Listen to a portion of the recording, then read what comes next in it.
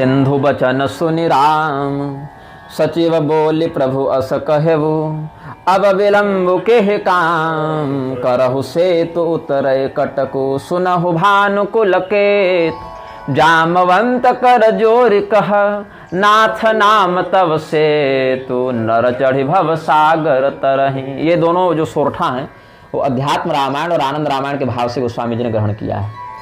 ततो रामस्तु सुग्रीव जामवंतौ समाहवयत, युवाम सेतौर विरचने विलंबे थे धुना कथम। सुग्रीव जी को बुलाया भगवान ने, जामवान जी को बुलाया, बोले कि समुद्र ने तो जो परामर्श दिया आप लोगों ने सुना ही है, पुल बांधना है, अब सेतु बंधन करना है, तो अब विलंब क्या हो रहा है भाई, करिए अब लगिए आगे योजना में, कैसे होना है। तो जामवान जी प्रणाम करते हैं, बोले भगवान समुद्र पर सेतु बंधे कैसे, समुद्र की तरंगे बड़ी ऊंची ऊंची और पत्थर डूब जावे। तो नल और नील ने एक उपाय बताया। देखिए, इसमें मैं बहुत से रामायणों को जोड़कर आपको एक कथा बता रहा हूँ। अलग अलग रामायणों में कुछ भेद है कल्पानुसार। तो भगवान नल नील को कहे कि देखो भैया, इंजीनियर तो तुम लोग हो, तुम लोग इसमें बनाओ परियोजना, कैसे कहाँ पिलर देंगे और कहाँ ढालेंगे और कहाँ क्या करेंगे, भराएंगे। तो नल नील ने सबसे पहली जो बात कही थी वो ये कही थी, प्रभु हम लोग पत्थर डालते जाते हैं और समुद्र के तल पर वो पत्थर बैठता जाएगा। तो मान लो ये समुद्र का तल है, फिर पत्थर बैठा, फिर पत्थर बैठा, तो एक समय ऐसा आएगा कि पत्थर ऊपर तक आ जाएगा। ऐसे ही करते करते पूरा पुल बांध देंगे, मतलब पूरे समुद्र पर एक दीवार बना देते हैं जमीन से उठाकर। भगवान बोले अच्छा चलो ठीक है। तो ये बुद्धि लगाई थी किसने, नल नील ने। पहले ये कथा कहाँ है, भूसुंडी रामायण के दक्षिण खंड में है। बोले तो मैं वो भी कुछ श्लोक अगर मिल जाए तो बता ही देता हूँ। तो उन्होंने ऐसा ही प्रयास किया और भगवान ने कोई वहाँ प्रतिकार भी नहीं किया। अच्छा ठीक है भैया, आप इसके विशेषज्ञ हैं तो ऐसे ही पुल बनाइए। तो जब समुद्र चले गए हैं तो ये लोग वैसे ही करने लगे भगवान के पुल के निर्माण में। नीचे से पूरे दीवार, हाँ मतलब पत्थर डाले तो बैठ गया नीचे तक। हाँ नींव नीचे से, जहाँ समुद्र का तल, कहीं तो तल होगा ना समुद्र में, कहीं तो वो 2 किलोमीटर 5 किलोमीटर कहीं तो तल मिलेगा। तो वहां पर पत्थर पड़ा, ऊपर से छोड़ दिए, पत्थर नीचे बैठ गया, फिर दूसरा छोड़े वो पहले पत्थर के ऊपर आ गया, फिर तीसरा छोड़े वो दूसरे के ऊपर आ गया। ऐसे एक के ऊपर एक पत्थर करते जाएं तो एक समय ऐसा आएगा जब पत्थर पानी के ऊपर पहुंच जाएगा। ऐसे फिर दूसरा डालें, फिर तीसरा डालें, तो पूरा कब होगा ये, कई दिन में बनेगा वीर। ये तो बड़ी भारी परियोजना। फिर उतने पत्थर पृथ्वी पर है कि नहीं है, उतने पहाड़ हो तो कि भाई पाट कर 100 योजन तक जाना है, तो ये लंबाई भी हो और गहराई भी हो, तो स्क्वायर में आ गया ना, वर्ग बन गया उसका पूरा। तो भगवान ने सोचे अच्छा चलो ठीक है, लगा लो बुद्धि, करना तो हम ही को है ना। लेकिन भगवान पहले नहीं टोकते, वो भक्त के हृदय में जो प्रेरणा है कर लो पहले, और जब तुम स्वयं असफल हो जाओगे तो फिर भगवान की शरण में आओगे ही। तो भगवान तो लीलाधर है, उनको क्या हड़बड़ी है भैया। अच्छा ठीक है, अगर तुम्हारे मन में यह योजना है ऐसा ही करो। तो जब समुद्र चले गए, भगवान ने हनुमान जी, सुग्रीव जी और सभी बड़े बड़े श्रेष्ठ वानरों को कहा कि देखिए नल नील की यह इच्छा है, आप लोग कीजिए। तो महांतो लघवश्चैव यावंतो भुवि पर्वताः आने यमता ममे भिष्टे दूरतो वा समीपतः। भगवान ने ही कहा है कि ठीक है, पूरी पृथ्वी पर जितने पर्वत हैं सब यहाँ ले आइए, चाहे छोटा हो चाहे बड़ा हो। कहीं छोटा पर्वत भी आवश्यक हो सकता है, कहीं बड़े की आवश्यकता हो सकती है। निकटवर्ती पर्वत, दूरस्थ पर्वत सब ले आइए, और जिसका जैसा सामर्थ्य है वैसा वो पत्थर लेकर आवे। तो इस पर पत्थर को, चट्टानों को, पहाड़ों को सीधे सीधे नहीं डाल देते थे, बढ़िया कटिंग छटिंग करके साइज में लाकर डालते थे। ये भी है, गदा मुदगर मारिए और इसको ठीक है, बिल्कुल फिनिशिंग मत कीजिए, लेकिन कम से कम वो खापे खाप में बैठ जावे, ऐसा कर दें। तो 3 4 5 6 7 योजना 8 योजना, उससे पहले गिरयो योजनायाम योजना 2 विस्तृता, 9 योजना विस्तृण 10 योजना विस्तृता, 11 12 योजना 100 योजना उत्पाट्योपाट्यते शैलानियमता महोदधे। अलग अलग आकार प्रकार के सब पर्वतों को उखाड़ कर लाने लगे, तोड़ने लगे, वहां पाटने लगे। और सबसे ज्यादा पर्वत कौन लाए सोचिए, हनुमान जी। उनके अलावा कोई नहीं कर सकता, थकावट लगती है नहीं, अजर अमर है हैं और भगवान अतुलित बलधाम है हनुमान जी, तो सबसे अधिक मेहनत वही की है। देखिए आजकल क्या होता है, जो सबसे बड़े पद से युक्त हो वो बहुत कम काम करता है, ये गलत बात है, ये नायकत्व का लक्षण नहीं है। जो जितना पराक्रमी है वो कहता है कि देखो मेरा इतना पराक्रम, तुमको अधिक सेवा करनी चाहिए, मेरे पास अधिक धन है, अधिक ज्ञान है, अधिक शक्ति है, तो मैं अधिक सेवा करूं, अधिक मार्गदर्शन दूं। अब क्या होता है कि नहीं, मैं तो गुरु जी हूं भैया, मैं तो ज्यादा ज्ञानी हूं, मैं क्यों बोलने जाऊं, मेरा चेला बात करेगा। ये हो जाता है, मैं तो बहुत धनी हूं भैया, हम क्यों करें, तुम लोग करो। या मैं तो बहुत पराक्रमी हूं, हम क्यों मेहनत करें, तुम करो। वो पराक्रम दूसरे को पीटने में दिखाएगा लेकिन काम करने में नहीं दिखाएगा। लेकिन हनुमान जी ऐसे नहीं, हनुमान जी का काम नहीं है ना, वो राम जी का काम है और हम राम जी के सेवक हैं, तो इतना ही संबंध है। ये काम भगवान का है और मेरा काम भगवान की सेवा करना है, इसलिए हम सेवा कर रहे हैं। और जिसका जैसा सामर्थ्य वैसा वो सेवा भाव रखता है, करता है। तो सब लोग ये समुद्र को भरने का उपक्रम करने लगे। और कब तक भरें, कब तक भरें, कब तक भरें, तो ये कहे अंत में कि अब जो है सो हम समुद्र को भरने वाली योजना पर चलेंगे तो हो सकता है या तो संसाधन समाप्त हो जावे या तो समय बहुत अधिक लग जावे। तो ये योजना कुछ जम नहीं रही है। अच्छा ये भी नहीं कि कोई थक गया तो कहा अच्छा ठीक है ये पहाड़ तुम ले आओ जी, हम थोड़ा सोएंगे, नहीं, अहम पूर्व सब अरे हम लाएंगे, तुम रहने दो, हम कर रहे हैं ना, तुम थक गए तुम आराम करो, हम कर रहे हैं, रहने दो उसको। अहम पूर्व मिति वर्तमनि धावताम, सब दौड़ते हुए गए, हम पहले लाएंगे, हम पहले लाएंगे। तो इस प्रकार से सब लोग किए अपने अपने स्तर से। दक्षेण पाणिना च छित्त्वा छित्ताधिकांश काम चतुरस्रान समीकृत्य और निचिक्षेप पयोनिधौ, ये सब कहा। तो न्यमज्जत नीरध्ये नीरे आया ताल तल स्पृशी, वो जो चौकोर चौकोर करके पिलर बना रहे हैं ना, तो चौकोर कर करके नीचे डालते जा रहे हैं, होता जा रहा है। लेकिन हनुमान जी का तो हाथ ही गुरुजी वज्र दे दानव, हाथ से ऐसे बस ऐसे किया तो पूरा कटता गया, सिंगल सिंगल ब्लॉक निकलते गए पत्थरों के। बहुत सही बताया। तो हनुमान जी को है ठीक है। अब नल जो हैं, जो इस अभियान के ठेकेदार बने हुए, उनको चिंता होगी बोले ऐसे तो काम चल नहीं रहा है। तो ततश्चिंता मवायैष नलो नाम कपीश्वर, नल समझ गए कि ये इंजीनियरिंग फेल हो गई, हमारी बुद्धि काम नहीं कर रही है। तो हनुमान जी को कहा, और विषण्ण वचेतसा हनुमंतम वाचा था विषण्ण वचेतसा, हनुमान जी आप बताइए इसमें, आप ज्ञानिनाम अग्रगण्यम हैं, आप सब विद्या पढ़े हैं सूर्यदेव से, इंजीनियरिंग भी आप पढ़े हुए हैं, भले कहीं कहते नहीं। हनुमान जी अपने से कोई सलाह नहीं देते हैं, कोई पूछे तो बता देते हैं, फिर जब वो बताते हैं तभी समाधान भी होता है। तो हनुमान जी की शरण में नल गए कि यद्यावद हम शैले पूरयामि महो पयोनिधि, इस समुद्र को कितना पत्थर डालना पड़ेगा तो भरेगा भैया, वो भी एक जगह। अब तो 100 योजन का है पुल बनाना, ये प्रोजेक्ट तो बहुत लंबा है ना। तो हनुमान जी बोले देखो ये भरने वाला से नहीं होगा, तैराने वाले से करना पड़ेगा। तो पत्थर तैरें, कैसे तैरें, तो हमको नहीं तैराना, हमको पत्थर को लाना है, तैराने का काम भगवान का है। तो भगवान कैसे तैराएंगे, कहते हैं सुनो,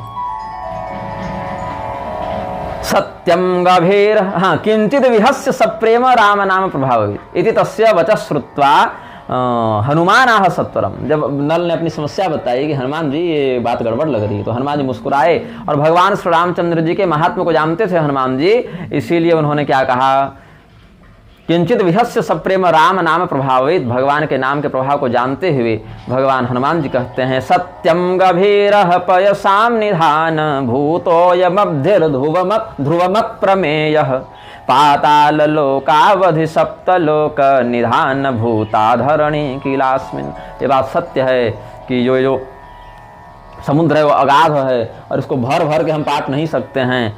और न भूमिमाश्रित्य समुद्र ऐसा समुद्रमाश्रित्य परिस्थिता भू, समुद्र पृथ्वी में नहीं है, पृथ्वी समुद्र में है, ऐसा तुम मानो, ऐसा हनुमान जी ने कहा। इसलिए न पर्वतेरैष हि पूरणीयो नरास्य विन्धित्वममेयमम्भ न पूरयेत् कल्पशतेन सिंधुम ततो भवेद् व्यर्थतमः प्रयत्नः। ये पर्वत डाल डाल के तो हम नहीं भर पाएंगे, व्यर्थ ही हो जाएगा। इसीलिए मैंने चिंतन कर लिया, पहले हम समझ गए थे ये समस्या आएगी तो हम उपाय पहले सोच के रखें, लेकिन कोई पूछ नहीं रहा था। तो भैया अब इंजीनियर साहब को हम क्या ज्ञान दें, हम तो सेवक आदमी है, राम जी की सेवा करते हैं, तो हम इंजीनियर तुम हो, तो हमने सोचा कि तुमको तो पता चल ही जाएगा कि ये प्रोजेक्ट फेल चला गया, तो ये तो योजना कार्य नहीं कर रही। तो एकम तो निश्चित्य वदाम्युपायम शीघ्रम विरच्येव यथैव सेतु, हम अगर कोई समाधान दें तो मानना और इसका प्रयोग करोगे तो जल्दी सेतु बन जाएगा। प्रयोजनम नो नहि सिंधु पूर्तौ सेतु विधाने वयमात्तयत्न, हमारा काम समुद्र भरना नहीं है, हमारा काम पुल बांधना है, चाहे एक भी पत्थर दो, पुल केवल बन जाना चाहिए। तो बोले ये कैसे होगा, किसी को बोल मत दे, चुपचाप बता रहा हूं, इदम सुगोप्यम, ये रहस्य बता रहा हूं, इदम सुगोप्यम भवते वदामी प्रसंगतः सेतु निबंधनेस्मिन्। ये प्रसंग आ गया, समस्या आ गई, सेतु बांधने का कार्य अटक गया, इसलिए गुप्त बात बता रहा हूं, नहीं तो हम बताते भी नहीं तुमको, लेकिन इसको नहीं बताऊंगा तो काम अटक जाएगा, इसलिए बता रहा हूं। न वाच्य में तद भवता परस्मय भक्तोपसन्नायतु वाच्यमेव। और आप हल्ला मत कर दीजिएगा सबके पास, ये उपाय हनुमान जी बताएं। बहुत कोई दिव्य भक्त हो भगवान का, बहुत अंतरंग सखा हो भगवान का भक्त हो, उसी को ये बताना। तो क्या बताते हैं, रामेति मंत्रम कवयो वदन्ति यद्वक्षरम नाम रघुद्वहस्य अस्मत् प्रभोरस्य महामहिम्नो मनुष्य लिंगस्य परस्य पुंसः। जो महामहिम परमात्मा हैं, जिनकी महिमा बड़ी महान है, ऐसे भगवान श्री रामचंद्र जी का जो नाम है राम, परमात्मा का जो नाम है राम, उसमें 2 अक्षर हैं, दक्षरम नाम रघुध्वस्य, यद दक्षरम नाम रघुध्वस्य, रा और म, उसी के माध्यम से संयुक्त होगा। तदेव सम्यग विलिखोर बुद्धे प्रत्यद्रिपाषाण शिलासु तावत् भवाम्बुधिम ये न जनास्तरन्ते किम तारणम दुष्करमस्य तेषाम। भगवान के नाम का आश्रय लेकर भवसागर पार कर जाते हैं लोग, ये तो पत्थर और समुद्र है, इसको बांधना कौन सी बड़ी बात हो गई। तो इसीलिए हमारे मत में तो भगवान के नाम का ही आश्रय लेना चाहिए, और जो तुम ऐसा करोगे तो हर पत्थर पर जब राम राम लिखोगे तब ये पत्थर सरलता से तैर जाएगा। तो इस पर हमारी माता जी बचपन में बताती थी, अब पता नहीं कहाँ से बताती थी, शायद भावार्थ रामायण तत्वार्थ रामायण कहीं से बताती थी कि और ये प्रश्न हमसे आचार्य अरुण पांडे ने भी किया था, जो वाल्मीकि रामायण भी पढ़ा रहे हैं संस्कृत में, बड़ा अच्छा उनका भी ऑनलाइन क्लास चल रहा है, तो श्रोताओं को भी श्रवण करना चाहिए। वाल्मीकि जी के रामायण में व्याकरण, साहित्य, ये सब इतिहास सबकी दृष्टि से अच्छा पढ़ा रहे हैं अभी। उन्होंने पूछा था कि भाई राम, आचार्य अरुण पांडे, तो वो पूछे थे कि भाई राम राम लिखे थे तो राम नाम के ऊपर पैर रख के तो नहीं जाना चाहिए, तो भगवान का नाम है तो पैर ऊपर रख के जो है सो कैसे गए होंगे, ये भी है ना, ये प्रश्न उन्होंने किया था। तो इस पर एक समाधान ये मेरे मन में भी आया था, तो बचपन में आया था मेरे मन में, तो मेरे माँ से पूछा था अपनी माता जी से, अच्छा ये बताइए भगवान के नाम के ऊपर चरण कैसे रखे वानर लोग, फिर भगवान अगर रखे तो समझे चलो नाम उनका है, लेकिन वानर के लिए तो अशोभनीय है ना। तो माता जी बोली थी कि देखो पूरा नाम एक में ही नहीं लिखा होता था, एक पत्थर में रा लिखा है और एक पत्थर में म लिखा है, तो रा और म अलग अलग नहीं होते, क्योंकि रा चेति लक्ष्मी वचनो मश्चाप ईश्वर वाचक लक्ष्मी पतिंग गतिंग रामम रामम राम विदो विदु। रा मतलब लक्ष्मी और म मतलब ईश्वर, तो लक्ष्मीपति श्री रामचंद्र जी ये पूरा विश्व, या राचेत विश्व वचनो मश्चाप ईश्वर वाचक। रा मतलब संसार जगत और म मतलब नाथ, तो जगन्नाथ श्री रामचंद्र जी हुए। तो एक पत्थर पर रा लिखते थे और दूसरे पर म लिखते थे, वो चिपक जाता था, अलग नहीं हो, राम में भेद फिर नहीं हो सकता, वो अखंड नाम है ना, इसलिए पूरी रामायण शतकोटि प्रविस्तर रामायण बांट दी राम शिव जी ने, राम नाम का खंडन नहीं किया, राम नाम अखंड रहा, अखंड ब्रह्म ही राम है ना, इसीलिए। तो ये मेरी माता जी ने समाधान दिया था, अब कहाँ से दिया था मैं नहीं जानता, क्योंकि मेरी नानी ने बड़े रामायण पढ़े थे, उन्होंने मेरी माँ को कहीं से बताया था, और मेरी नानी जी जो मरते इसमें राम राम ही कह के गई हैं, जानकी देवी उनका नाम भी था। तो मैंने तो उनको नहीं देखा, मेरे जन्म से पहले वो प्रयाण कर चुकी थी, लेकिन ये उन्होंने बताया था। तो रा और मैं 2 अक्षरों 2 पत्थरों के अलग अलग, हाँ, ऐसा मेरी माता जी ने कहा था। फिर वो राम नाम वो एक संयुक्त हो गया, तो दोनों का प्रभाव संयुक्त हो गया, तो ये भी नहीं हुआ कि हमने एक नाम पर पैर रखा, क्योंकि रा तो है नहीं और म तो है नहीं, राम का हो तब ना नाम बनेगा, केवल रा और केवल म से तो नहीं बनेगा। इसीलिए जब एक पत्थर पर पैर रखा तो केवल रा पर वाला पत्थर पर पड़ा और दूसरा केवल म वाले पर पड़ा, तो इसलिए एक साथ पूरे नाम पर रखने का दोष नहीं लगा, और वो वियुक्त भी नहीं हुआ, क्योंकि लहरों से पत्थर तैर तो रहे थे लेकिन जुड़ नहीं पा रहे थे, भाग रहे थे। अब पत्थर जब तक जुड़े नहीं तब तक पुल कैसे बनेगा, तैर तो जा रहे हैं लेकिन वो ऐसे ऐसे हिल जा रहे थे लहरों के कारण, तो जोड़ने के लिए जो सीमेंट का लगाते हैं ना, और जिसमें राम मैं लिखा था वो सब आपस में ऐसे जुड़ते गए। हाँ हाँ हाँ पूरा ऐसे, हाँ, ऐसा मेरी माता जी ने बताया था, जो कि कहाँ से बताया मुझे नहीं पता, लेकिन संतों के बारे में कहीं सुना था। लेकिन ये भूसुंडी रामायण में ऐसा नहीं है, भूसुंडी रामायण में तो पूरा राम एक ही पत्थर पर लिखा गया था, लेकिन वो ऐसे मध्य भाग में लिखा गया था जहाँ पर कोई पैर नहीं रखे, जैसे टाइल्स बिछाते हैं तो बीच में ब्लॉकिंग के लिए वो कनेक्टर देते हैं उसमें बीच में, तो वहाँ पर जो है सो पैर कोई नहीं रखता, वहीं के आधार पर फिर खंभा इत्यादि भी खड़ा करते हैं। तो ऐसा समझना चाहिए कि मध्य भाग में केवल राम लिखते थे, और सबको कहा हुआ था कि तो मध्य भाग के इतर दाएं बाएं सजाओ और बीच में रेलिंग हो जाती, रेलिंग लगाते हैं ना बीच में, तो रेलिंग का काम कर गया। भाई एक ही साथ जाएंगे तो लाइनिंग नहीं बनेगी ना, लाइन नहीं बनेगी तो सब समुद्र में डूब जाएंगे। ऐसे तो बहुत लंबा चौड़ा है योजन समुद्र ये, लेकिन बीच में एक पार्टीशन उन्होंने दे दिया कि हो सकता है अगर किसी को फिर इधर आना पड़े उधर, तो सेतु तो दोनों ओर से बनना चाहिए, दोनों भागों के लिए, तो इसीलिए मान लो कि बीच में रेलिंग के लिए पार्टीशन दे दिया, जैसे चिन्हीकरण करते हैं ना रोड में, काली सड़क पर सफेद लाइनिंग दे दी। हाँ, तो वहाँ हाँ जैसे रेडियम भी चिपकाते हैं सड़क के बीच में, तो मध्य में देते हैं, इधर वाले इधर वाले, तो राम जो है वो मध्य भाग में लिखते थे, ऐसा अर्थ समझना चाहिए। तो अलग अलग कल्पों में अलग अलग बातें हैं, तो यही किया गया। इति सतदुपदिष्टं वाक्यमाकर्ण्य सद्यो मनसि कपिवरेण्यो विस्मितः संबभूव रघुवृषपरिणाम्नो भूरि जिज्ञासमानः किमपि समहिमानं भूय एनं बभासे। साधु भोः नल उवाच, नल जी कहते हैं साधु भो साधु हनुमत भवान यदुपदिष्टवान जगत संतारणम नाम रामस्य करुणानिधे सत्यमस्मत् प्रभुरयम नरकारो नरोत्तम कोस्य स्वरूपम जानयत्तामृत विदुषाम्बर। बताइए, आपने जो कहा भगवान श्री रामचंद्र जी कोई मनुष्य नहीं है तो परमात्मा है, इतनी समझ तो हम लोग में आ गई थी, लेकिन मूल रूप को हम लोग नहीं जानते। भगवान है ठीक है, लेकिन याद ही नहीं रहता कि भगवान है। इतनी गजब लीला करते हैं प्रभु को, लगता है मनुष्य ही है, हमारे मित्र हैं, सखा हैं, स्वामी है, ऐसे लगता है। आपके अतिरिक्त हे विद्वत वरेण्य, आपके अतिरिक्त कोई व्यक्ति भगवान के इस रहस्य को नहीं जान पाता। इसीलिए आप राम नाम के वैभव का विस्तार से वर्णन कीजिए। पुल बाद में बनेगा, अब तो जल्दी बन जाएगा ना, अब तो हड़बड़ी है नहीं वैसे क्या, अब तो बस लिखते जाओ और छापते जाओ बस। तो थोड़ा सा भगवान नाम का महात्म्य हमको और बताइए, क्योंकि न तृप्यामि मरुत्सुनो कथयस्व ततो मम, हमको मन नहीं भरा इतना 2-4 श्लोक में सुनकर। तो पूरा अध्याय में फिर श्रूयताम सावधानेन राम नाम फलम त्वया यथोत्पा सर्व पाप भ्यो मुचते नात्र संशय। हनुमान जी बोले पूरी कथा सुनेगा इंजीनियर, ऐसे नहीं मानेगा। तो पूरे राम नाम का महात्म्य वहां पर पूरा तो नहीं कहते हैं, लेकिन जितना प्रासंगिक था उतना कह दिया। जितने संसार के मंत्र हैं एक तरफ रख लो और एक तरफ केवल राम इस अक्षरद्वय को लिख दो, तो राम नाम की तुलना उनसे नहीं कर पाओगे तुम। नल ऐसा है, जितने भी देश काल क्रिया ज्ञान है वो सभी कर्म का फल देते हैं, लेकिन भगवान का नाम सभी देश सभी काल सभी क्रिया में समान फलदायी ही होता है, चाहे कहीं भी तुम करो, किसी भाव से करो। हजारों बार गंगा नहाओ और एक बार राम कहो, एक ही जानो तुम।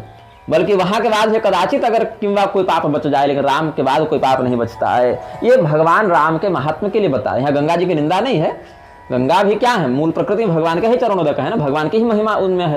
लेकिन यहाँ राम नाम के महिमा बताने में इस कथा का हेतु है। गुरुजी ये मंत्र श्लोक प्रामाणिक है क्या, कहाँ का है, किसने बना दिया? सप्तकोट्यो महामंत्राश्चित्त ब्रह्मकार का एक ऊपर राम इत्यक्षर। हाँ पढ़ा हुआ है मेरा, प्रामाणिक है। लेकिन महामंत्र वो कैसे व्यर्थ है, व्यर्थ ब्रह्मकार कैसे हो सकते हैं? इसीलिए हैं क्योंकि कहते हैं कि अन्यदावर्तन फलम, जो अन्य मंत्र हैं उनसे आवर्तन हो जाता है, उनसे मोक्ष नहीं होता है, राम नाम से मोक्ष हो जाता है। इसीलिए वहां पर सप्तकोटि मंत्र से यही तात्पर्य है कि अन्य फलों को, मोक्ष के अतिरिक्त अन्य फल को प्रदान करने के लिए जो 7 करोड़ मंत्र हैं उनसे तो मोक्ष होगा नहीं, इसलिए वहां से पुनरावर्तन हो जाता है। और राम नाम से अन्य की पूर्ति होते रहने के साथ साथ जो है सो राम नाम से मोक्ष भी हो जाता है। राम नाम से मारण मोहन वशीकरण भी होता है, अगस्त संहिता देखिए। लेकिन यहाँ मोक्ष की बात भी है, इसलिए राम नाम की श्रेष्ठता है। ऐसे अलग अलग संप्रदाय में हरि कृष्ण गोविंद ये सब नाम भी मोक्षदायी हैं। हाँ वहां राम शब्द की मत जाओ, यहाँ केवल ये जाओ भगवान नाम और सकाम फल को देने वाले अन्य मंत्र, इतना ही यहाँ मूल तात्पर्य। अब भगवान नाम में चाहे आप हरि हरि कहें, हरे राम कहें, या श्री राम जय जय राम कहें, या नमो नारायणाय कहें, या आप हरि शरणम कहें, है ना, या संप्रदायांतर से शिव शिव कहें, तो वो भी समान फलदायी है। हाँ बस, हाँ यहाँ राम नाम एक भगवान नाम का उपलक्षण है कि मोक्षदायी और अमोक्षदायी, इतना ही है। और हनुमान जी ने सारे सिद्ध किए हैं। सप्तकोटि महामंत्र मंत्रतावयव प्रभु, भगवान हनुमान जी के शरीर में 7 करोड़ मंत्र एक साथ प्रतिष्ठित हैं। और चुना उन्होंने किसको? राम नाम को। तो जो 7 करोड़ मंत्र का साधक हो वो चुनता किसको है? राम नाम को। मंत्र 3.5 करोड़ थे पहले, लेकिन सृष्टि क्रम से और संहार क्रम से विपरीत वो 7 करोड़ हो जाते हैं। इसमें साबर मंत्रों की गणना नहीं है। ये वेद उपनिषद पुराण में जो श्लोक वगैरह है या मंत्र यही है या और कुछ है? नहीं, जैसे अलग अलग देवताओं के जो मंत्र हैं सकाम के लिए, वो सब आ जाएंगे इसमें। तो इनमें से ये जानन्ते जनास्तत्वम राम नामनो महीयसः नते दुष्कृत संदोहर लिप्यन्ते जन्मकोटि। अच्छा, यही प्रभाव हर नाम का बताया गया। जहाँ पर हरि नाम की चर्चा है, जहाँ कृष्ण नाम की चर्चा है, जहाँ राधा नाम की चर्चा है, जहाँ दुर्गा नाम की चर्चा है, शिव नाम की चर्चा है, सब जगह नाम का यही महात्म्य बताया गया है। एक श्रृंखला, एक विभाजन है, मोक्ष देने वाला, मोक्ष नहीं देने वाला, बस इतना ही अंतर है। मोक्ष देने वाले में भगवान नाम है, चाहे वो भगवान का कोई नाम हो, लेकिन जिस नाम का जहाँ महात्म्य उसी को विशिष्ट बताते हैं। ये रामायण है, यहाँ राम नाम की महत्ता है, जहाँ भागवत वहाँ कृष्ण नाम गोविंद नाम की महत्ता है, जहाँ देवी भागवत है वहाँ दुर्गा नाम की महत्ता है, यही बात है। लेकिन नाम वही है, भगवान का नाम और शेष शब्द, मुख्य जो विभाजन है इसी बात का है। अब इसी पर लोग अक्षर पकड़ बढ़ जाते हैं कि नहीं राम ही है, कृष्ण नहीं होगा, शिव ही है, दुर्गा नहीं होगी, दुर्गा ही है, हरि नहीं होंगे, ये फिर गड़बड़ बात है। भगवान का नाम और उसके अतिरिक्त अन्य सकाम चीजों को देने वाले अन्य शब्द संग्रह, इतना ही अर्थ है। इसीलिए महाभागवत के अंतिम मंत्र में देखेंगे तो कहे कि कीर्तन करने के लिए राम नाम भी है, दुर्गा नाम भी है, शिव नाम भी है। सब महाभागवत पर जब मैं प्रवचन करूंगा तो फिर ये सब बताऊंगा। तो राम नाम का महत्व सब जानते हैं, ऐसी बात नहीं है। शिव एवास्य जानाति स रहस्यम स्वरूपकम उपदेश्य सकृत जीवान यस्तारयति मोहतः। भगवान महादेव ही ये जानते हैं और फिर लोगों पर कृपा करने के लिए राम नाम को उपदेश करते हैं। ये मोहित लोगों का कल्याण करते हैं। अन्य मंत्र तो अलग अलग सिद्धि विधान से सिद्ध करने पर फल देते हैं कि हाँ भाई ग्रहण में इसको ऐसे जप लेना, ऐसे होम कर लेना, ऐसे पुरस्करण कर लेना, लेकिन गृहीत मात्रम फलदम राम नाम स्वरूपतः।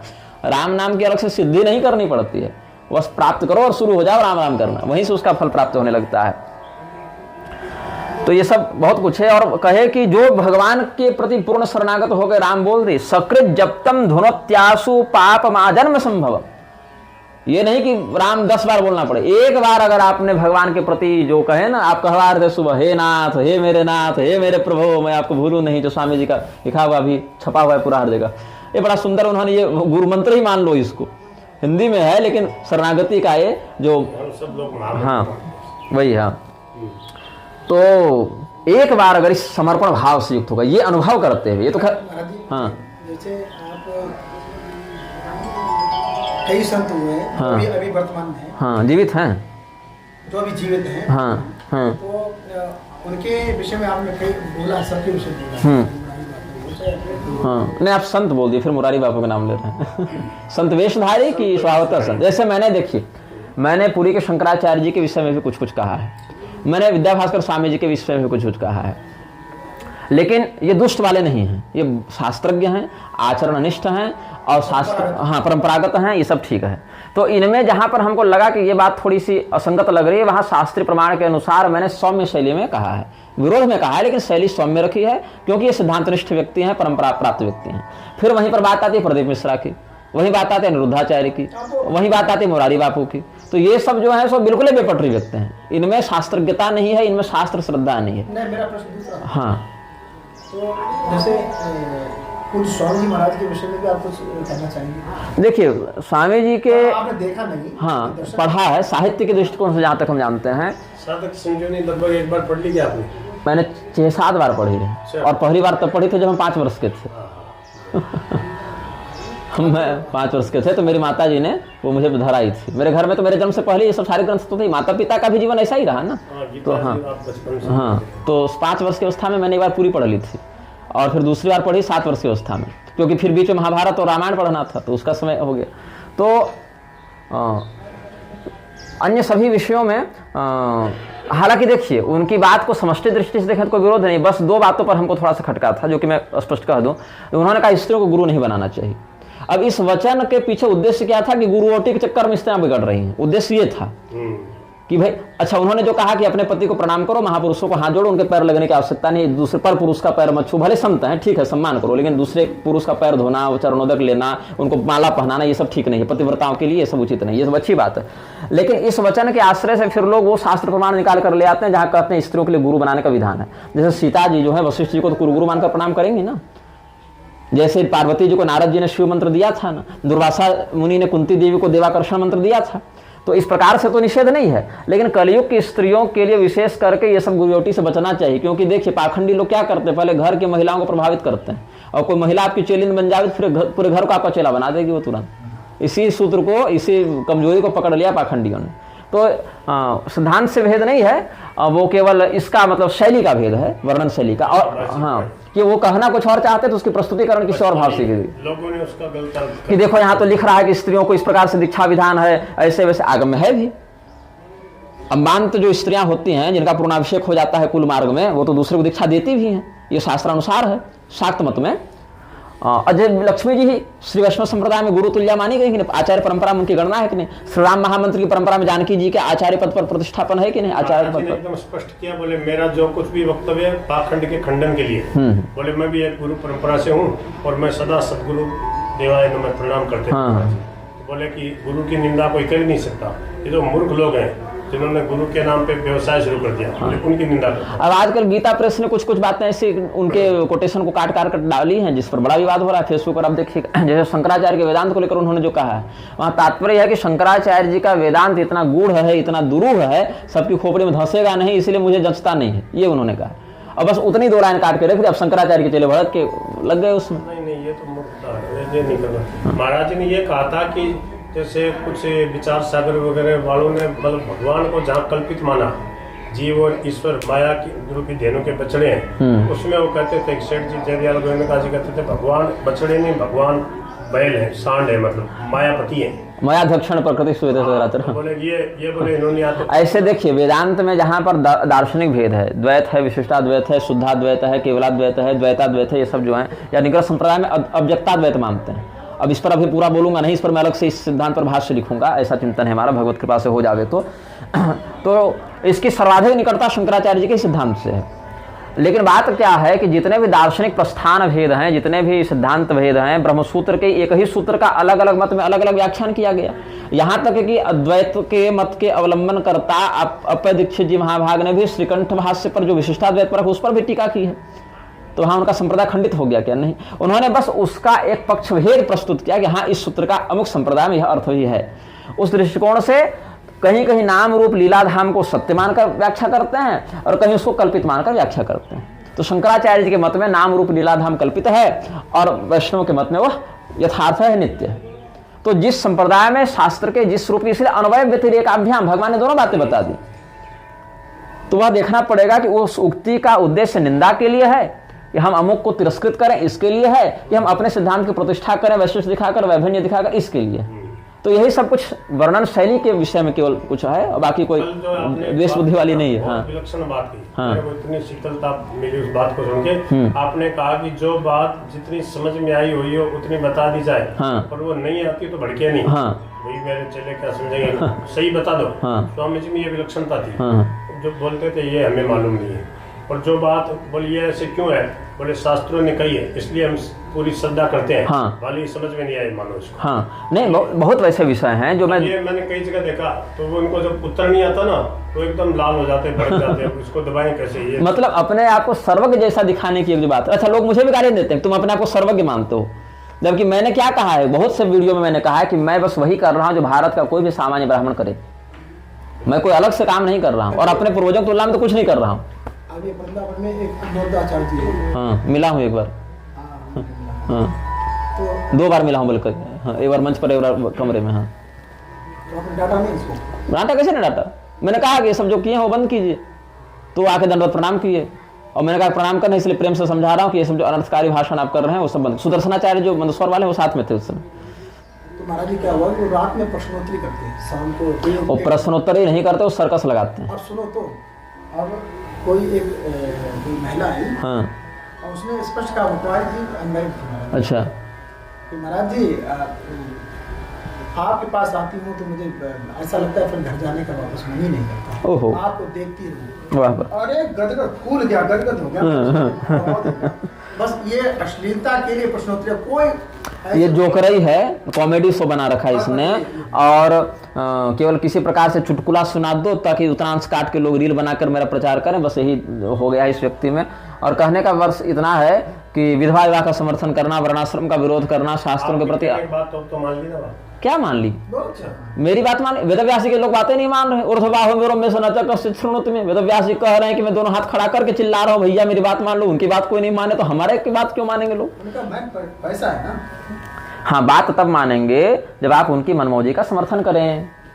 अच्छा ठीक है, तुम्हें लघु शंका करके लिंग प्रक्षालन या कुल्ला की इच्छा नहीं तो मत करो, क्या दिक्कत है? भगवान तो भाव के भूखे हैं, भाव के नाम के पीछे कुछ भी लपेट लो। हाँ, भगवान के भाव के नाम के पीछे कुछ भी लपेट लो। तो भाव, शरीर आपका शुद्ध नहीं हो रहा है, भाव कहां से शुद्ध हो गया भैया? भाव तो और सूक्ष्म विषय है। शरीर ही जब शुद्ध नहीं हो पा रहा है दैहिक बाह्य दृष्टि से, और आपका दावा है कि हमारा मन शुद्ध हो गया, जो जिसको पानी से धोकर एकदम साफ करना सरल है वो नहीं कर पा रहे आप, और संस्कार के वासनाओं से जकड़ा यह अंतश्चेतन जो है वो शुद्ध हो गया आपका। वाह है महात्मा जी, बताइए। खैर, तो यहां पर हम कहां थे? राम नाम के महात्मा का भूषुंडी रामायण के आधार पर कुछ व्याख्यान कर रहे थे। हाँ,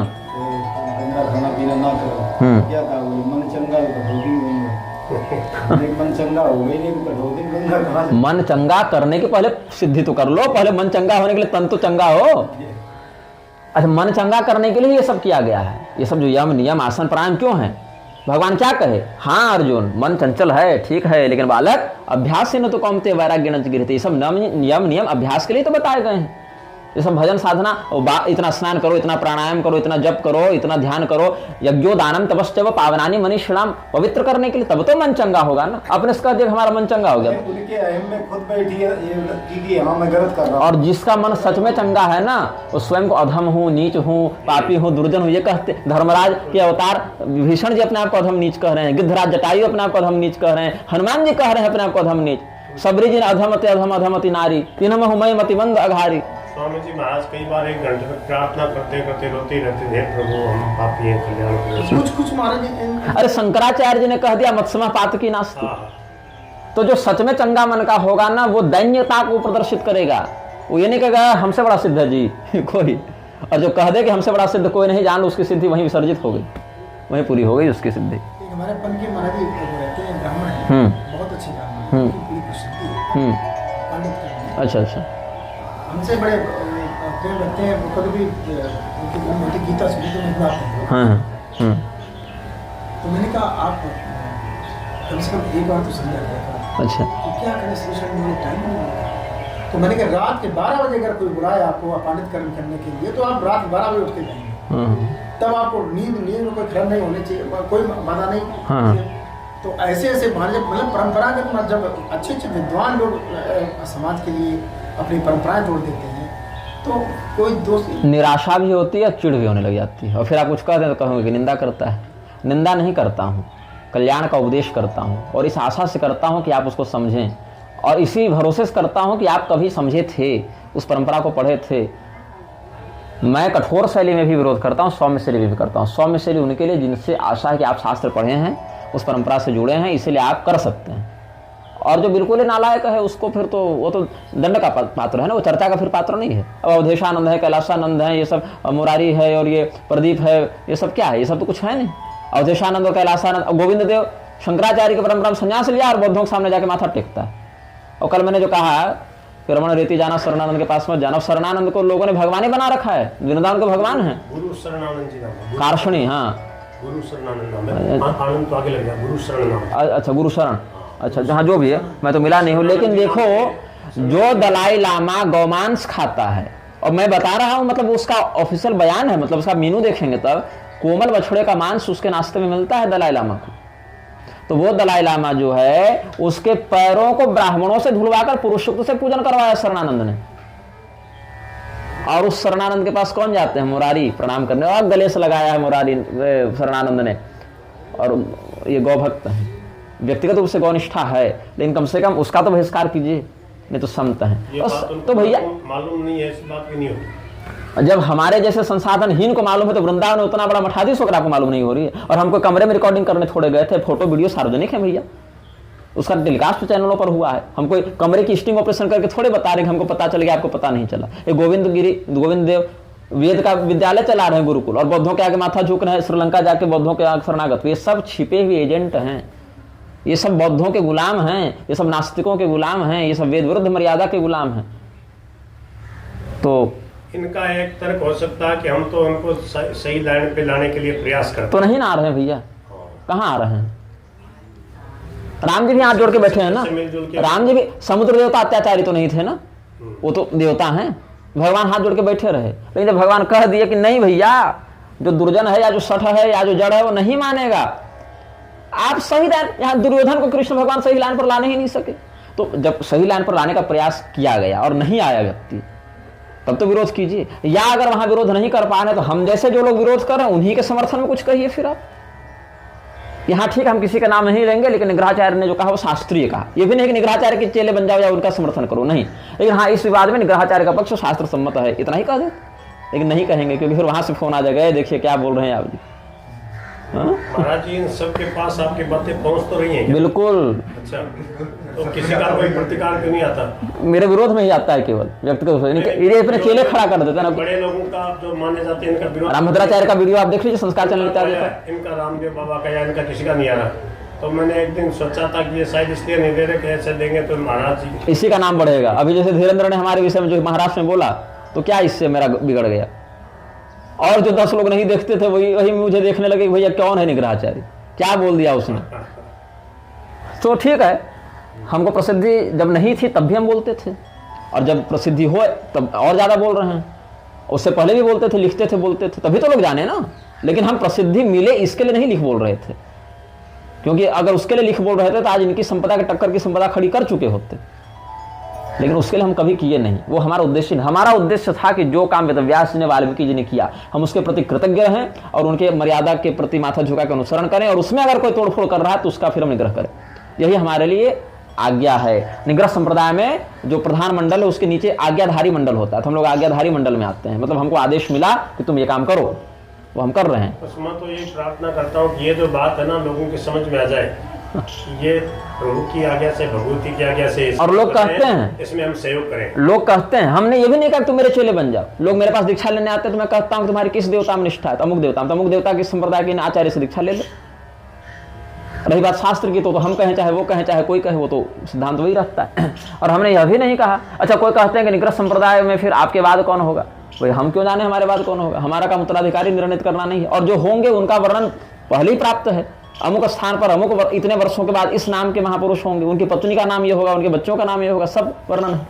तो केवल हमको बता देना कि मेरे मरने के इतने वर्षों के बाद इस स्थान पर अमुक महापुरुष होंगे जो अगले निग्रहाचार्य होंगे, तो हमारा अधिकारी नहीं है उत्तराधिकारी चुनने का। इसी कारण से लोग चिढ़ते हैं कि भैया इसके उत्तराधिकारी को भी नहीं भड़का सकते, क्योंकि अपने पास कोई ऐसा पॉइंट ही नहीं है जहां पर लोग या तो पैसा देकर खरीद लें, या तो हमारे चेलों को भड़का दें, या तो कुछ ऐसा कलंक लगा दें। कोई स्त्री से कोई संपर्क नहीं, कंचन कामिनी से कोई संपर्क नहीं, तो फंसाएंगे कहाँ। न खान पान में कोई ऐसा हम कर रहे हैं, न चरित्र में ऐसा कोई कर रहे हैं। तो भगवान की कृपा से माता पिता गुरुजनों ने ऐसे संस्कार दिए, कवच बना दिया कि जो लोग जिस प्रकार से नीचे गिर सकते हैं उसमें से अधिकांश विषय तो हमारे जीवन में आए ही नहीं। तो इससे भी बहुत लोग चिढ़ते हैं कि इसको आखिर पटके तो पटके कहाँ। और इसके कारण क्षोभ से फिर लोग अनर्गल बातें करते हैं हमारे विषय में। तो कोई कहता है, अच्छा कोई तो कह रहा था कि ये तो मुसलमान है, मुझे कह रहे थे, और रामभद्राचार्य ने तो टीवी पर कह दिया कि इसका नाम कृष्णकांत था, किसने इसका नाम भागवतानंद रख दिया। तो मुझे लोगों ने भेजा, मैंने कहा मेरा नाम कृष्णकांत मेरे ज्ञात जन्मों में कभी नहीं रहा, तो इस जन्म में क्या करना है। और फिर किसी ने कहा कि ये बढ़ई है जाति का, मुझे भी कहा लोगों ने ये बढ़ई है जाति का। तो मैंने कहा कि भाई मेरा जन्म स्थान आप गूगल में मेरा नाम खोजिए तो मैं कहाँ जन्मा कब जन्मा सब मिल जाएगा। आप किसी भी दिन, ये तो नहीं कि मैं इस दिन आ रहा हूँ तो मैं सेटिंग करके 10 लोग रखें, आप किसी भी दिन मेरे गांव में जाइए और किसी भी व्यक्ति को उठाकर पूछ लीजिए इस नाम गोत्र वाले यहाँ ब्राह्मण हैं क्या, ये ब्राह्मण है कि कौन जाति के हैं, और उसमें इस नाम का व्यक्ति है क्या, पूछ लीजिए। ये तो ऐसा थोड़ी हम कोई स्वर्ग से टपके हुए हैं। मेरा गाँव मेरा घर सब तो सार्वजनिक है ना, आप तो गए भी हैं। तो उस गांव में ब्राह्मण है कि नहीं, कौन वाले ब्राह्मण है, किस गोत्र के ब्राह्मण है, उसमें इस नाम का व्यक्ति है कि नहीं आपके समाज में, सब कोई पूछ ले। खैर ये सब तो सांसारिक वार्ता हो गई, भगवत कथा की ओर आप आगे बढ़ते हैं। तो भगवान के नाम का महात्म्य बता रहे थे श्री हनुमान जी महाराज। उसमें कहते हैं सकृत जप्तम धुनोत्यासु पापमा जन्म संभवम, पूरे जन्म के पापों का नाश करता है भगवान का नाम एक बार ले लो तो। और द्विरावृत्या पुनर्जप्तम कोटि यज्ञ फलप्रदम, और 2 बार राम कह दो तो करोड़ों यज्ञों का फल मिल जाता है। और त्रिरावृत्या तो तब जप्तम स्वरूपस्थम करोत्यमम, और 3 बार अगर राम कह दिया तो फिर भगवान के ही स्वरूप में विलीन हो गया। पहले से पापनाश, दूसरे से सुकृत लाभ, और तीसरे से मोक्ष, और चौथी बार अगर तुमने राम कह दिया तो राम जी कर्जदार हो गए। फिर अब क्या दें इसको, भैया मोक्ष तो दे दिए, अपने में मिला लिए, अब क्या दें इसको। तो चतुरावृत्ति जप्तम तु ऋणी भवति राघव, 4 बार अगर आपने राम कह दिया उस समर्पण से तो एक बार में तो सारे पाप भस्म हो गए, दूसरी बार में समस्त यज्ञों का फल प्राप्त हो गया, मतलब कर्तव्य पूर्ण हो गए आपके। बिना कर्तव्य की पूर्ति की मोक्ष नहीं होता। तो पहली बार से सारे पाप नष्ट हो गए या पवित्र हो गए, दूसरी बार से सारे कर्तव्य पूर्ण हो गए, और तीसरी बार से मोक्ष हो गया, और चौथी बार भी राम कह दिया तो फिर 3 के बाद जितनी बार राम कहो राम जी पर कर्जा चढ़ता जाता है, ये जान लो तुम।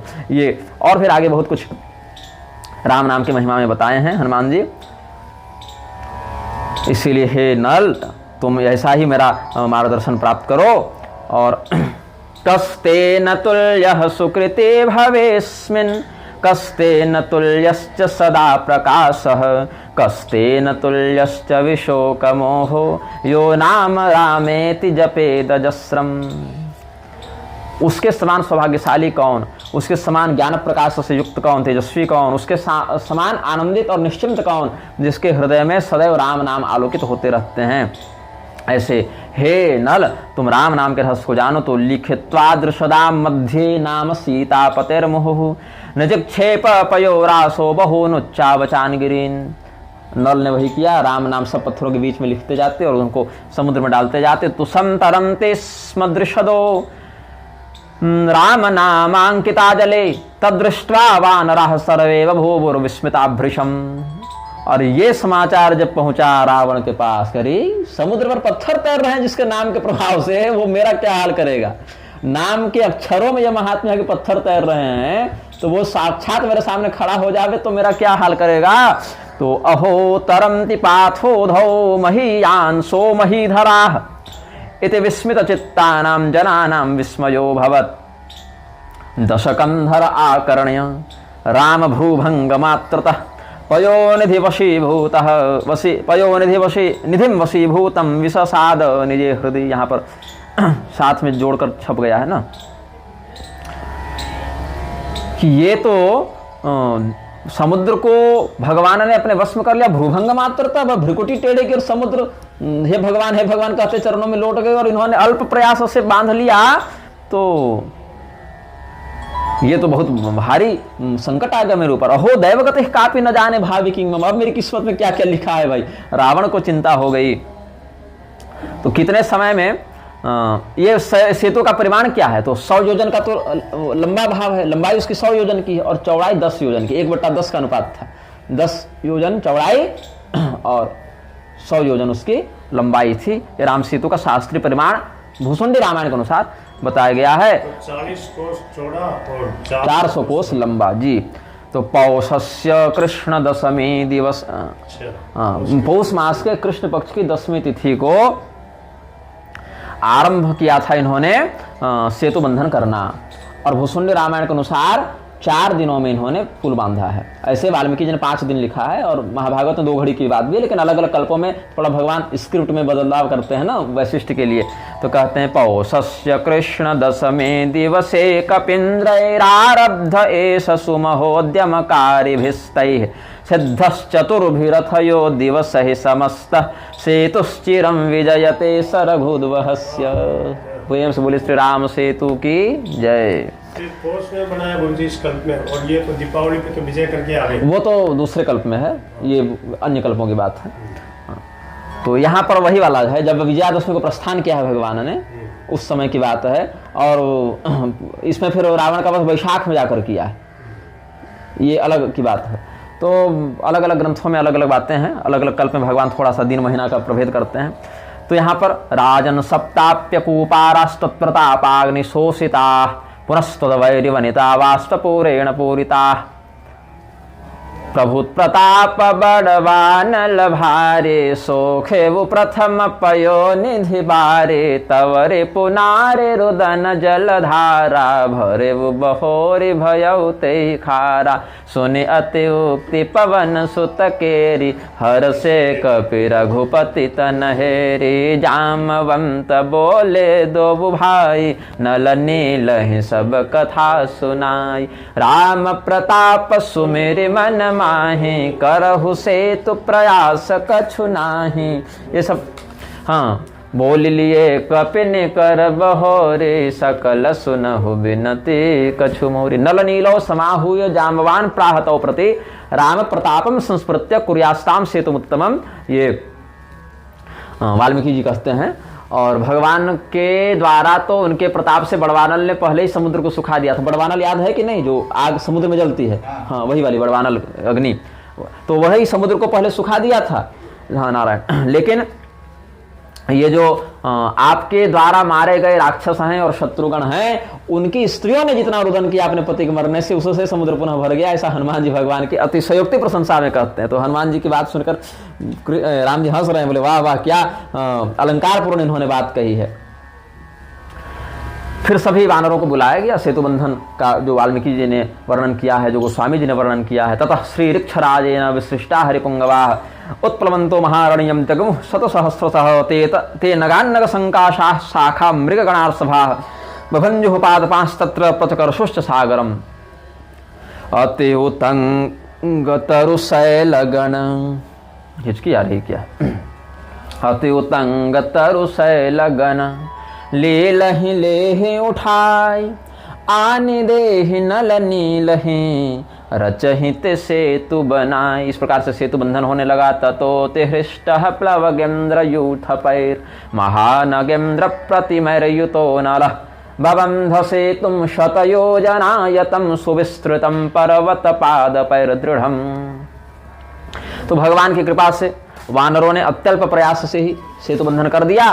फिर श्री राम जी के मन में एक विचार हुआ कि हम शिव भक्त रावण को मारने जा रहे हैं, तो हम शिव भक्ति किए बिना कैसे जावे, इसलिए हम शिव भक्ति करें। तो करिहऊँ इहा शंभुथापना मोरे हृदय परम कल्पना सेतुमारभमाणस्तु कामदं जगदीश्वरं मनोवृत्तिमय वात्र स्थापयामीति प्राहसः इत्युक्तावान् रान् सर्वान् मुनिभिः परिवेष्टितः सैकतं स्थापयामास लिंगम रामो विधानतः। पहले तो भगवान ने बालू की ही रचना की है, बालू का शिवलिंग बनाया है, वहीं पर रामेश्वरम भगवान की प्रतिष्ठा की है। अब कुछ लोग यहाँ कहते हैं कि भगवान ने रावण को बुलाया प्रतिष्ठा करवाने, ऐसा भी कहीं सुने पढ़े होंगे आप, लेकिन ये जो कुमार विश्वास नहीं है वो कहता रहता है, लेकिन ये कथा हमें प्रामाणिक रूप से कहीं नहीं मिली है। अभी तक हमने लगभग 28 रामायणों का अध्ययन किया है लघु बृहत प्रारूप में, लेकिन ये कथा हमको कहीं नहीं मिली। कहा जाता है दक्षिण भारत के कंब रामायण में कथा है, लेकिन वहां भी हमको नहीं मिली। कंब रामायण भी हमने देखी, तमिल तो मैं नहीं जानता, हिंदी अनुवाद में पढ़ा था हमने कंब रामायण, लेकिन वहां भी हमको ध्यान नहीं आ रहा है कि ये प्रसंग कहीं वर्णित है। तो कंब रामायण के नाम पर कहते हैं, लेकिन उसका मूल स्रोत हमको नहीं मिला आज तक, कंब रामायण में भी नहीं मिला। तो संभुद्रो हरता ये च सशत्रुर्मेन संशयः। जो भगवान महादेव के शत्रु हैं वो भगवान नारायण के स्वाभाविक शत्रु हो जाते हैं, और जो भगवान नारायण से विरोध करे उसका विरोध अंततः शिव जी से हो ही जाता है। तो शिवद्रोही मम भगत कहावा सो नर सपने हो मोहि न पावा। शिव समान प्रिय मोहि न दूजा। भगवान शिव मेरे जितने प्रिय, हृदय है ना, विष्णु से हृदय शिव, इसलिए शिव जी के समान मुझे और कोई दूसरा प्रिय नहीं। ऐसा श्री राम जी उपदेश करते हैं और कहते हैं जो व्यक्ति शिव जी से द्रोह करे, मेरी भक्ति करना चाहे, वो सपने में भी मेरा प्रिय नहीं है, और जो शिव जी का विरोध करके मेरी भक्ति चाहता है उसको उल्टे नरक मिलता है। सोच लीजिए, राम नाम जिनका है वो भगवान स्वयं कह रहे हैं कि शंकर विमुख भगति चह मोरे सोनार की मूढ़ मति थोरी महेश्वर मनाराध्य रमे भक्ति कदाचन।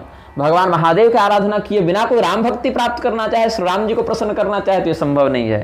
शंकर प्रिय मम द्रोही शिवद्रोही मम दास ते नरक रहे कल्प भरी घोर नरक महुवास। उभयो प्रकृतिस्त्वेका प्रत्यय भेदेन रूप भिन्नत्वम।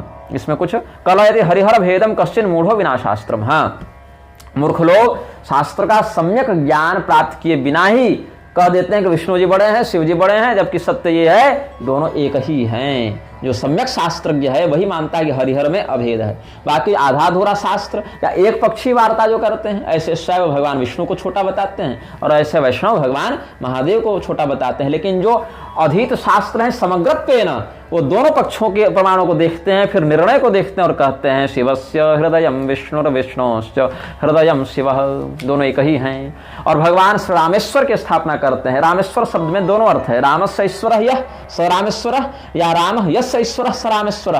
भगवान श्री रामचंद्र जी के जो स्वामी हैं, ऐसे महादेव जी राम के ईश्वर हैं तो रामेश्वर हैं, अथवा राम जी ही जिनके ईश्वर हैं, महादेव जी के ईश्वर राम जी हैं, इसलिए राम यस्य ईश्वर स रामेश्वर। तो दोनों ही अर्थ सही हैं, राम जी के स्वामी शिव जी और शिव जी के स्वामी राम जी। इसलिए तीन प्रकार का संबंध है तीनों में, सेवक, स्वामी और सखा।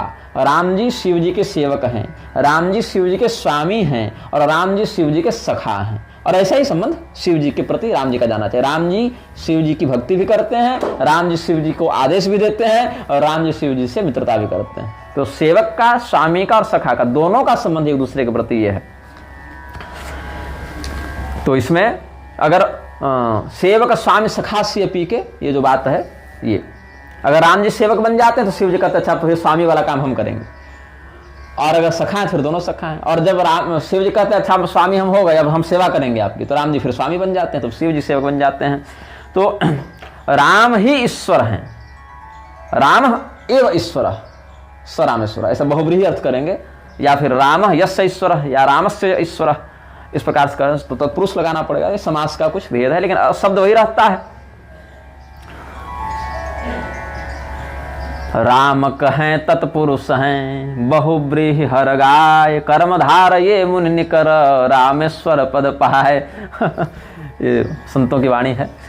तो अस्य रामेश्वरस्यैव दर्शनम यह करिष्यति, तनुर्हित्वा हरेर्लोकम स गच्छेद ब्रह्मवांछितम। ये भगवान श्री रामेश्वर का जो दर्शन करेगा, वो जब शरीर छोड़ेगा तो भगवान के ही लोक को प्राप्त करेगा। और जो गंगाजल लाकर चढ़ावे, और कहाँ से चढ़ावे तो अलग बात है, कोई प्रयाग से जाकर चढ़ाते हैं, कोई गंगोत्री से जाकर चढ़ाते हैं अपने अपने सामर्थ्य के अनुसार, कोई बनारस से जाकर चढ़ाते हैं, लेकिन जहाँ से भी गंगाजल जो लाकर यहाँ पर चढ़ाएगा भगवान महादेव को, वो सायुज्य मुक्ति पाएगा।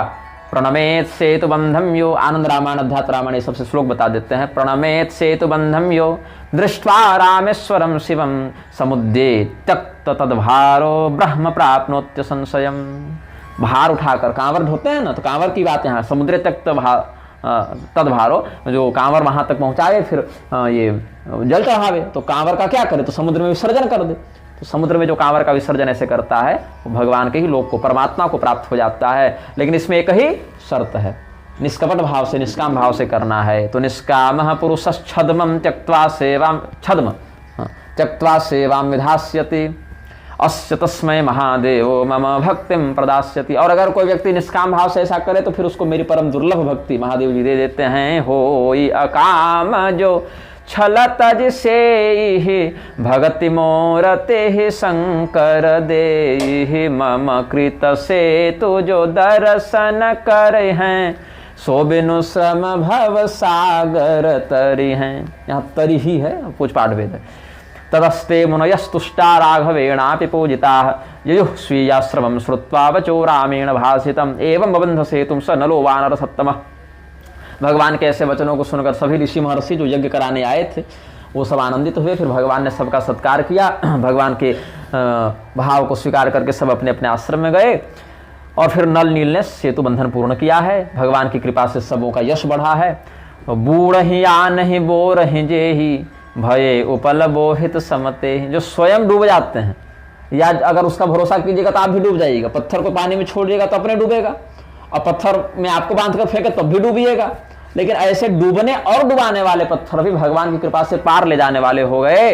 तो ये महिमा किसकी है? समुद्र की महिमा नहीं है, और पुल बनाने वाले वानरों की महिमा नहीं है, ये महिमा तो भगवान की है। श्री रघुवीर प्रतापते, सिंधु तरे पाषाण, ते मति मंदज राम तजे, भज ही जाय प्रभुवान। सबसे बड़ा मूर्ख कौन? जो ऐसे कृपालु को छोड़ के अन्य कामों में उलझा रहता है, अन्य की सेवा करता रहता है। तो ये भाव कहाँ का है? ये भाव है हनुमान नाटकम का, जो गोस्वामी जी ने लिखा है। ये मज्जंति निमज्जंति च परास्ते, प्रस्तरा दुष्करे दुस्तरे रवार्धो, वीरतरंति वानर भटान संतारयन्ते पिच, नयते ग्राव गुणा नवारिधि गुणा, नो वारणानाम गुणा, श्रीमद्दासरथे प्रताप महिमा, सोयम समुद्रिम्भते। ये तो भगवान की ही महिमा है। ये मज्जंति निमज्जयन्ति च परास्ते, प्रस्तरा दुस्तरेर वार्धो, वीर तरंति वानर भटान संतारयन्ते पिच, नेतै ग्राव गुणा नवारिधि गुणा, नो वारणानाम गुणा, श्रीमद्दासरथे प्रताप महिमा, स्वयं समुद्रिम्भते। लेकिन दुर्भाग्य से रामानंद संप्रदाय के ही मध्य, ध्यान दीजिएगा महात्मा जी, रामानंद संप्रदाय के ही मध्य आजकल कुछ ऐसे भी दुष्ट हो गए हैं जो कहते हैं ये प्रसंग गोस्वामी जी ने लिखा ही नहीं, ये प्रक्षिप्त है। गोस्वामी तुलसीदास जी के वाणी को भी कह रहे हैं कि प्रक्षिप्त है, गोस्वामी जी ने ये नहीं लिखा, बाद में किसी ने मिला दिया। अब वो कौन लोग हैं इसका वर्णन अगले वर्ष करूंगा।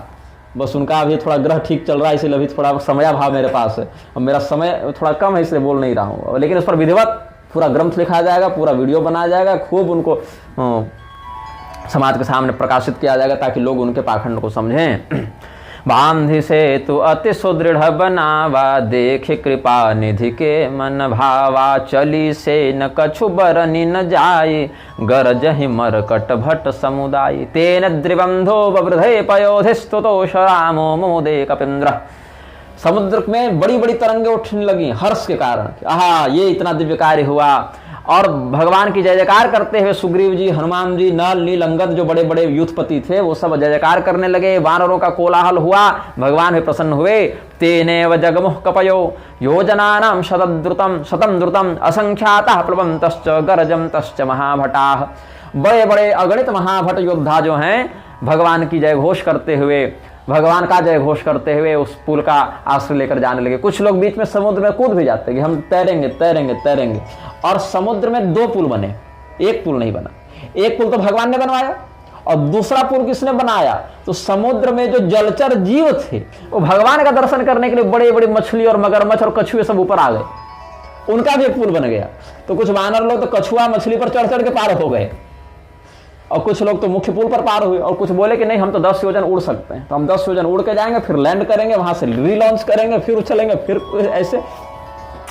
तो मकर नहीं, यहाँ पर है, देखन कहाँ प्रभु करुणा कंदा, प्रगट भये सब जलचर वृंदा, मकर नक्र झख नाना व्याला, झस है झख मतलब मछली, सतयोजन तन परम विशाला। उनके शरीर को इतना विस्तृत वर्णन क्या लगता, पूरा समुद्र इन्हीं से ढका हुआ है।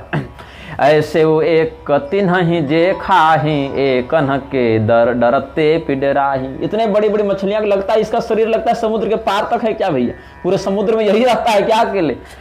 तिमिनक्र झसा मीना शतयोजन विस्तरा, रामस्य दर्शनार्थम तो प्रादुर्भूताशते तदा, अस्तिमस्त्यातिमिस नाम, मत्स्यास्तिमिर नाम, यहाँ तो ये रेफ में अंतर हो गया क्या, मत्स्यास्तिमिर नाम, अस्ति मत्स्यास्तिमिर नाम, शतयोजन विस्तरा, तिमिंगल गिलोप्यस्ति तद गिलोप्यस्ति राघव। उसको मछली आई, बड़ी इतनी बड़ी मछली, तब देखिए दूसरी मछली आई, अरे बाप रे इसको भी खा जावे, और तीसरी मछली आई वो इससे भी बड़ी। तो लगा कि पूरे समुद्र में यही सब केवल इन्हीं से समुद्र भरा हुआ है। प्रभु ही बिलो कहीं टरहि न टारे, मन हरसित सब भये सुखारे, तिन्ह की ओट न देखी बारे, मगन भये हरि रूप निहारी। भगवान के सामने सब वैर भाव का परित्याग करके और वहां पर मित्र भाव से, कोई मछली और कोई मगरमच्छ कछुआ किसी को कष्ट नहीं दे रहा, सब भगवान को देख रहे हैं। और इतने इतने जलचर प्राणी हैं कि उनके शरीर के कारण जल नहीं दिख रहा है समुद्र का, कि समुद्र में पानी भी है कि नहीं। ऊपर सब छपल गए हैं, छपलना करते हैं हमारे क्षेत्र में, मतलब ऊपर आकर स्थित हो गए हैं। तो सेतु बंध भय भीर अति, कपि नभ पंथ उड़ाही, अपर जल चरण ही ऊपर चढ़ी, नहीं अपर जल चरण ही ऊपर चढ़ी चढ़ी पार ही जाही। यहाँ पर थोड़ा दीर्घ उच्चारण ऊपर करना पड़ेगा, दीर्घ उच्चारण, चढ़ी चढ़ी पार ही जाही होगा, अपर जल चरण ही ऊपर चढ़ी चढ़ी पार ही जाही। अन्ये मध्ये न गच्छन्ति पार्श्वतोऽन्ये प्लवंगमा, सलिलं प्रपतन्त्यन्ये मार्गमन्ये प्रपेदिरे, केचिद् वैहाय सगता सुपर्णा इव पुप्लवो, वारिचारण आरुह्य कैश्चित्तीर्ण सरित्पति। कोई तो पुल से जा रहे हैं बानर, और दूसरे कह गए मछली के ऊपर चढ़ेगा काजी, सब बड़ी बड़ी मछलियां इस पर चढ़ के चलते हैं हम लोग, उधर बहुत ट्रैफिक है, पुल में जाम लगा हुआ है। तो सी लिंक भगवान बना दिए ना, रामेश्वरम लंका सी ब्रिज, सी लिंक बना दिए। तो कुछ तो वो मछलियों और मगरमच्छों और कछुओं के ऊपर चढ़ के जा रहे हैं, और कुछ कहते हैं हम तो भाई उड़ सकते हैं, एक बार में भरे लंका न पहुंच सके, लेकिन 3-4 स्टेप में उड़ेंगे तो उछल उछल के पहुंच जाएंगे। तो कहते हैं हम तो उड़ान से चलेंगे। भगवान अपनी सेना के वानरों का ऐसा कौतूहल देख रहे, हंस रहे हैं। लक्ष्मण जी को बढ़िया सैनिक मिले हैं, अपने सारे उत्साही हैं, कोई डिप्रेशन में नहीं है, और सबके मन में भगवान की कृपा का अनुभव है। तो ततो वानर राजेन लक्ष्मणेन च पूजितः, जगाम रामो धर्मात्मा पारम रत्नाकरस्य च। भगवान समुद्र पार कर गए, दूसरी ओर उतरे, ससन्यस्तीर्णवान रामः पारम नद नदीपते। समस्त नद और नदियों के स्वामी समुद्र को भगवान ने पार किया है। सेन सहित उतरे रघुबीरा, कहीं न जाय कपि जूथप भीरा। फिर सिंधु के पार जाकर भगवान ने डेरा किया, वहीं पर निविष्टायाम तो सेनायाम पारम नद नदीपते, कीशान ज्ञापयात् पदरामः फलान्यतस्ततः। भगवान बोले कि देखो बड़ी लंबी यात्रा किए हो, भूख भी लग गई होगी सबको, तो आप लोग को भी लग गई है क्या? तो घंटी बज गई, लगता है दोपहर के भूख का समय हो गया। तो भगवान बोले कि देखो तुम लोग को भूख लग गई होगी, अब तुम लोग फल फूल खाओ। बोले यहाँ तो रावण का राज्य, बोले कोई नहीं अब तुम्हारा है, अब तो लंका का राजा विभीषण है ना। विभीषण जी बोले अब मेरा राज्य है, भगवान की कृपा से हम लंका के राजा हो गए, तो तुम हमारे बगीचों में जाओ, खूब खाओ पियो। लंका के बाहर भी बहुत से बाग बगीचे अच्छे ही, ऐसा थोड़े कि बाहर सुनसान है, सब फल फूल तुम लोग का है, जो भगवान के हम हैं और हमारा जो है सब भगवान का है, तुम भगवान के हो, सब खाओ पियो, सब अपना ही है। तो सब तरु फरे राम हित लागी, ऋतु अनऋतु अकाल गति त्यागी, खाहि मधुर फल बिटप हला, वही लंका सन्मुख शिखर चला। वही ये बढ़िया तमाशा था। क्या करते थे, खूब खाए पिए, और भगवान की कृपा से जिन फलों का समय नहीं था, मौसम नहीं था, वो फल भी लगने लग गए। ये भैया जिस समय जो फल न लगे वो भी फलने लग गए बेमौसम। भगवान की सेवा में हमारा शरीर भी सार्थक हो।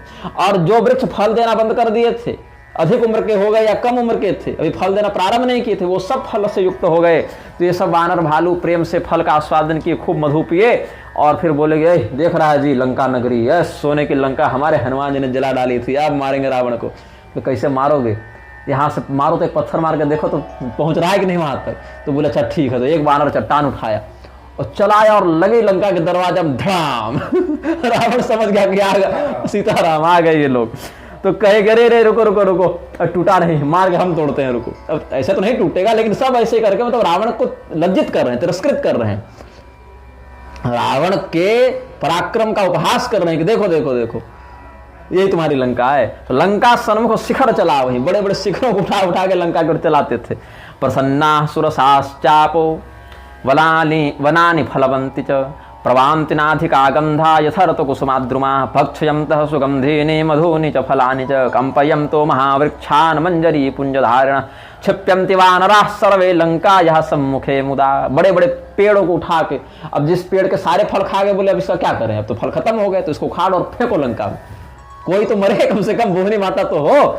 तो क्या हुआ, राक्षस लोग डांटे, कैसे फेंक रहे हो, पत्थर मत चलाओ जी, पेड़ मत चलाओ। बोले तुम नीचे उतरो पहले, तुमसे अलग से बात करेंगे। और जब वो सामने आता तो पकड़ के उसको सब कहते नाचो, हम लोग को नाच दिखाओ भाई, अपना खाए पिया मनोरंजन कुछ हो, और नहीं नाचोगे तो मारेंगे। और जो लोग नहीं नाचते थे उसको खूब पीटते थे, और फिर जब नाच के थक जाता तो उसको पकड़ के उसके नाक कान काटते थे। फिर कहते थे कि बोलो राम जी का गुणगान करो, बोलो जय श्री राम। फिर सब बोलते थे जय श्री राम, और बोलो सुनो यहाँ नहीं, रावण को जाके कहना, बोलो कि जय श्री राम बोलने के लिए कहा गया है, बोलो जाके रावण को जय श्री राम। जहाँ कहूँ फिरत निशाचर पावहीं, घेर सकल बहु नाच नचावहीं, 10 नन्हि काटी नासिका काना, कही प्रभु सूजस देहि तब जाना। बोले आज से तुम भगवान के भजन करेगा, कोई दारू मुर्गा किया तो बहुत मारेंगे तुम लोग, कोई राक्षस लोग। हनुमान जी सब शिकायत किए हैं, कहीं महिष मानुष धेनु खर खल निशाचर भक्त हैं, यही तुम लोग तमाशा करते हो, सब राम जी का भजन करेगा। देखो विभीषण जी तुम्हारे अब राजा हो गए हैं, विभीषण जी भगवान का कैसा भजन करते हैं, और नहीं तो बहुत मारूंगा। सब श्री राम जय राम जय जय राम करते थे, और राक्षस लोग जान बचा बचा के भागते थे। तो जिन लोगों के नाक कान काटे गए, वो लोग रावण से जाके शिकायत की कि महाराज भारी बवंडर है, आप तो महल में हो, कभी उधर जाकर देखिए परकोटे पर खड़ा हो कि क्या हाल है, समुद्र नहीं दिख रहा, क्यों लाल पीले काले नीले वानर दिख रहे हैं। तो जिन्ह करना सा कानन पाता, तिन्ह रावण ही कही सब बात, वानरैरर्दितास्तेस्तु विक्रांतैर लघु विक्रमैः, और पुनर्लंका मनु प्राप्ता स्वसंतो नष्ट चेतसः। हाँफते गिरते पड़ते वो सब आते थे। और ततो दशग्रीवमुपस्थितास्ते, चारा बहिर्नित्यचरा निशाचरा, गिरे सुवेलस्य समीपवासिनं न्यवेदयन् राम बलम महाबला। भगवान की सेना, राम जी की सेना आ गई है, सुबेल पर्वत पर उन्होंने अपना पड़ाव डाला है। तो रावण डर गया, चौंक गया, अरे सुबेल पर्वत तक पहुंच गए, समुद्र पार कर गए क्या? बोले हाँ पार कर गए। तो कैसे पार कर गए? पुल बांध के पार कर गए। भूसुंडी रामायण में तो रावण को समाचार पुल बांधने के समय ही मिल गया था, लेकिन यहां पर बाद में मिला है। तो 10 मुख से एक साथ बोला है रावण। समुद्र के 10 नाम हैं, तो उसमें वन निधि, नीर निधि, जलधि, सिंधु, बारिश, तोय निधि, कंपति, कम मतलब जल, कंपति जलपति, कंपति, उदधि, पयोनिधि और नदीश। ये 10 नाम है समुद्र के। और 10 मुख से एक साथ रावण 10 नाम बोला एक झटके में, इतना अंदर से भयभीत हो गया। तो रावण के विषय में कहीं कहीं सुनने को मुझे मिला है, पढ़ा तो नहीं हूँ, प्रमाण तो लिखित अभी नहीं मिला है, कहीं मिलेगा तो फिर बताऊंगा किसी प्रवचन में। लेकिन मेरी माता जी बचपन में जब हमको रामकथा पढ़ाती थी, सुनाती थी, तो उन्होंने कहा था कि रावण को यह शाप था कि जिस दिन तुम 10 मुख से एक ही साथ बोलने लगोगे, समझो कि तुम्हारी मृत्यु निकट है। ये एक बात मेरी माता जी ने, पता नहीं किसी परंपरा से उन्होंने सुना पढ़ा होगा। बांध्यो बन निधि नीर निधि, 10 मुख बोली उठा अकुलाना, व्याकुल होकर रावण बोल उठा। सुनत श्रवण बारिधि बंधाना, कि अरे समुद्र को बांध लिया। ऐसा जब समाचार रावण को मिला तो कहता है बांध्यो बन निधि नीर निधि, जलधि सिंधु बारिश, सत्य तो यनिधि कंपति उदधि पयोधि नदी श्रुत्वा सागर बंधनम दश शिराः सर्वैर्मुखैरेकदा तोरणम पृच्छति वार्तिकान सचकितो भित्या परम संभ्रमात्। डर गया और बद्ध सत्यम पाम निधिर्जलनिधि कीलालधिस्तो यधि पाथोधिर्जलधि पयोधिरुदधि वाराम निधिर्वारिधि सब बोल दिया। और फिर सब लोग देखे रावण 10 मुख से एक साथ बोला क्या।